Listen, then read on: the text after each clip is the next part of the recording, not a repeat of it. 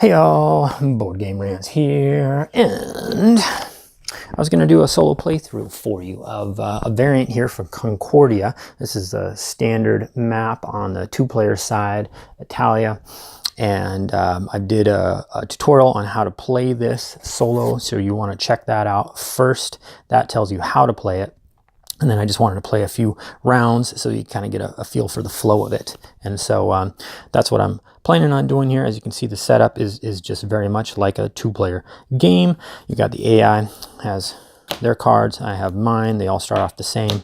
And I am the starting player, so I start off with 5 monies. And let's get rolling. So I'm going to take my first turn, and I'm going to make these pretty quick just so you can kind of just see how the AI fits in all of this. And so, for instance, I'm going to take this architect action first, and I'm going to move my colonists on the board. Let's see here. I'm going to, let's just take this guy and shift him on down towards this brick possibility and shift this guy up towards here, and then build cities.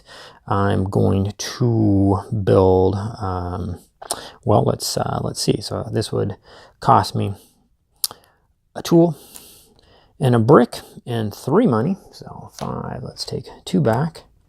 And I could place a home on here. And then down here, if I wanted to build on that brick, I would have to spend food and 1 money, which I will do. Get 1 back, and now I can place a house on here. And that's about all I can afford. That's it. So here goes the AI. This is what happens here. Well, he rolls a 1, and on a 1, and you can reference this sheet. It's so easy to, to see, okay, 1 to 4, he's going to build a house. He's going to build a house using his most expensive resource. So here's his most expensive resource, and there is a cloth here, cloth there, cloth here. His guys don't move, and so he's just going to go to the closest cloth where he can build that he doesn't already have a house. And so I think these are both the same, and then I could, oh no, this is actually 1, 2, 3 away, so I think he's going to build there. He just discards his good, puts out a house. Bam, his turn's done. My turn. All right, so now let's go ahead and well, let's bust out this prefect. So if I were to take this prefect action, again, this is not for strategy, but Corsica. Here we go. Let's look at Corsica. I will get a cloth. I will take that cloth, put it here. Now Corsica produces, so I'm going to get a brick. He's going to get a cloth. He does produce, and then I will get this brick. So probably not the best move, but I just wanted to show you. And then he gets to go again. There he goes. He rolls a 5. So on a 5 to 7, that is it's a buy cards action. And so what he does is goes up here and he looks and he sees and buys right to left what he can afford. And he wants to buy 2 cards if he can. So got 1 cloth. Can't do that one, but could possibly buy this one. So there's a cloth there. Then he would need a tool and a brick, and then 1 random, or the cheapest one, and that would go there. So that he could get that smith, but man, he really used up his resources. Can he still buy something? Can't afford anything with cloth. Here is a food and a random one. He can. So he spends that food, and then here's the wine for his ramp. So it cost him everything, but he gets those 2 cards, and these 2 cards are just going to go on top of his deck, and he will be able to use those for scoring. And also too, I can watch what he's getting. He's gotten Mars, Minerva, so so I can see, if he gets colonists out, he's gonna score big with those Mars cards, etc. So you can kind of watch what he's doing and plan accordingly. We put out those cards. It's my turn, and let's see here. I did the prefect. Let's see here. Let's just go with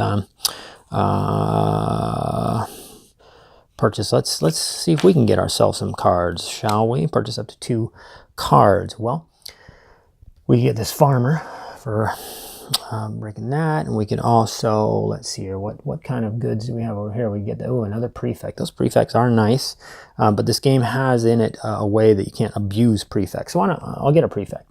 This prefect costs wine and then cloth. There's my cloth. There's my wine. This goes in my hand. I can buy up to 2 cards. So whatever, let's just use, is that the best one, or do I like that Mason better? I guess I like the Mason better just because I already have. So yeah, so I'll spend the food and then a random, I'll just use my brick. Get this Mason. All right, there's my action. And as you can see, sometimes you just start busting through cards and the game ends the same way as it does in a regular, any game you would play, multiplayer, when the cards, someone takes the last card or when someone puts out their last house. So I am done. Here he goes.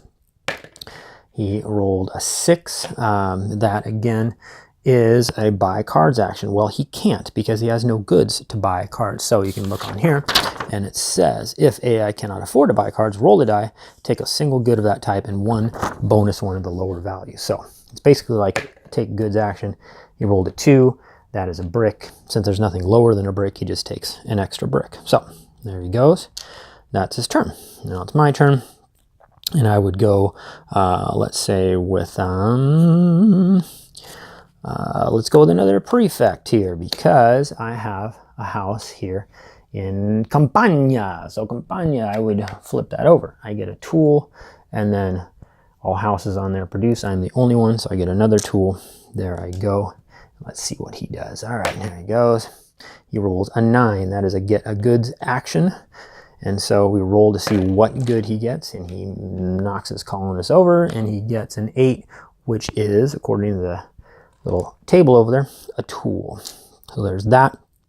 So I think I'm just going to stop there. I just wanted to show you real quick, and then back and forth and back and forth. You can see it's pretty quick, just rolling this die, and then you're going to put out perhaps a house for him. You're going to grab some cards for him. You're going to get resources for him, and then there's little triggers. If you can't take the main action, there's some a little subset of actions that you follow that'll have you putting out colonists. Like if I played, let's say I played another prefect, or let's say I played a diplomat on my next turn. And now I get to copy my card because he never plays cards. You just copy your own last card. So, and then let's say with my diplomat, I, instead of using it to, for my prefect, instead of getting goods, I choose to reset. So I'd flip this over. That's 2, 3. I'd get 3 money. 2, where's it? 3 money. But then as a penalty, if you will, for doing that, he gets to put out a colonist. And every time I use the prefect to get money, he would put that. So that's how he gets his colonists out there. And at the end of the game, you score normally. You're trying to beat this guy. It's not a beat your high score type of game. You're actually trying to beat this AI. It works great. It plays smoothly, and you can get your Concordia fix in when no one's around. All right, I'm Board Game. I am Board Game. Board Game Rants, BGR. Thanks for watching.